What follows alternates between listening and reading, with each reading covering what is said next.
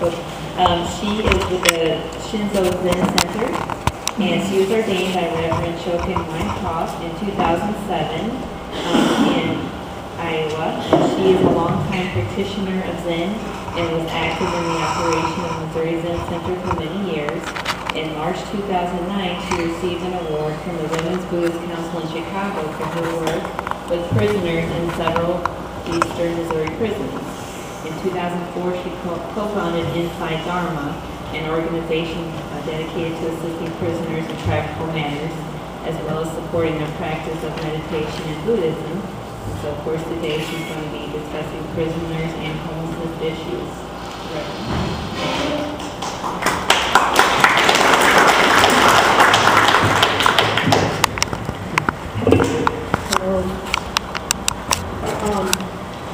Can you hear me? In 2001, the state of Missouri did not recognize Buddhism as a religion in the state penitentiaries. A group of us from St. Louis and from Kansas City and from Jeff City went to Jeff City to present our cause.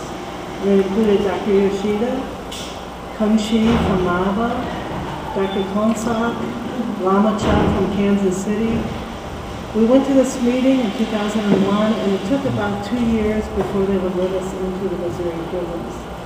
So in 2003, we started our first group. Shoshin, who's up here with me, he joined our group a couple years later, and he's been actually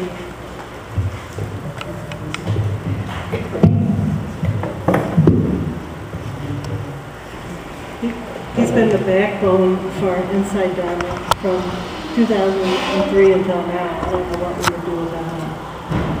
Our first group, when we finally got into prison, our first group was in Bowling Green, which is about 80 miles north of St. Louis. And when I went in, I discovered that we were meeting at the same time the Native American group was meeting. And so we would meet together in this room, and the Native Americans would get their drums and their smudge and go outside, and we would meet in the room, and then we would come together at the end. And so the first night we were there, we came back together, and I went to leave, and there was a man who I later learned his name was Pete, and he was Apache. And he was standing there leaning against the door. Beautiful, he had long black braids. And he looked at me and he said, "Na Joko Nailo." I said, "What?" He said, "Na Joko Nailo." And so I said, "I'm sorry, I don't know what you're saying." And his face was very serious, but his eyes were twinkling. So I left. The next week I came back, we got ready to leave, and there stood Pete. "Na Joko Nailo." He's starting to get next to me. I was like, what's he saying? So I did what anybody would do. I contacted a friend of mine who's Native American, and I convinced her that she should go into prison too. So it took a while for her to be trained, about 6 months, and during the 6 months, every Tuesday night, "Na Joko Nailo." So finally, Victoria came in. It was the moment I had waited for. We went to leave that night, there stood Pete. "Na Joko Nailo." So I turned to Victoria and I said, "What's he saying?" She goes, "I don't have any idea. He's Apache, I'm Shawnee." So it took a long time. It took another 6 months. And one day she came to me and she said, "I finally figured out what he's saying." Yes. She said, "He's kind of wishing you a safe trip home. He's saying, don't fall off your horse." The Joko Nailo has become a mantra for me in all the prison work.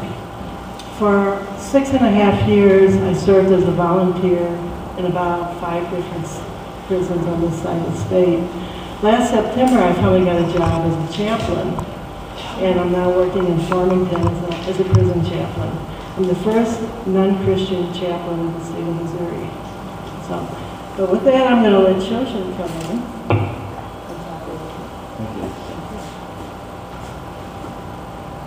Why should I care about prison inmates? I live in Kirkwood. I'm a high school teacher. I've never been convicted of a crime. Yet. Why should I care about prison inmates? I have been the victim of more than one assault during my life. I've had my car broken into. I've had my wallet stolen. Some of my loved ones have been victimized by criminal offenders. Why should I care about prison inmates? The Sentencing Project Advocacy Group reports that in the United States, we lead the world in incarcerating our own citizens. There are 2.3 million Americans in jails and prisons today. That's a 500% increase over the past 30 years. One of every 131 Americans is currently in a prison or a jail. In her book, 50 Facts That Should Change the World, Jessica Williams wrote that for children born in 2001, white children have a 1 in 17 chance of serving time in a jail or prison. Hispanic children, a 1 in 6 chance. Black children, a 1 in 3 chance. My nephew is Hispanic. With 6 million residents, Missouri is 18th in population in the United States, but we are 12th in the incarceration of our own citizens. 117,000 Missourians are currently incarcerated or on probation or in the parole program. According to Department of Corrections statistics, there are approximately 100,000 Missouri children who have a parent who is in prison or on a term of probation or parole. 1/4 of the people who enter the system have substance, health, or mental health issues. 82% of the prison population is nonviolent. Increasingly, laws and policies are being enacted to restrict persons with a felony conviction, especially drug offenders, from employment, receipt of welfare benefits, access to public housing, and eligibility for student loans. These collateral penalties place substantial barriers to an individual's social and economic recovery and reintegration into society. Research is showing more and more that stricter sentencing is not an effective deterrent to crime. We need to stop thinking that we can change offenders by punishing them in newer and more rigorous ways. Instead, we must change the minds of those at risk of offending and reoffending. And Buddhism is an outstanding vehicle for changing those minds. I'd like to share a piece of writing by one of our contributors to our newsletter. He's incarcerated in Amarillo, Texas, in a federal institution. His name is Brian Taylor. And he wrote a piece for a collection of prison writing that we've had available, and the piece is called Sideshow Bob. He writes, "Sometimes I feel like this place is driving me insane. Some of these people around here are really out of control, let me tell you. Is a little peace and quiet too much to ask for? My next door neighbor has just flushed his toilet for the 64th time in the past 5 minutes. What is he doing over there? A guy a few doors down from me has about 8 calendars done on a 242-year stretch. Right now he's making some kind of weird noise that sounds almost electronic, like something from one of those old Atari video games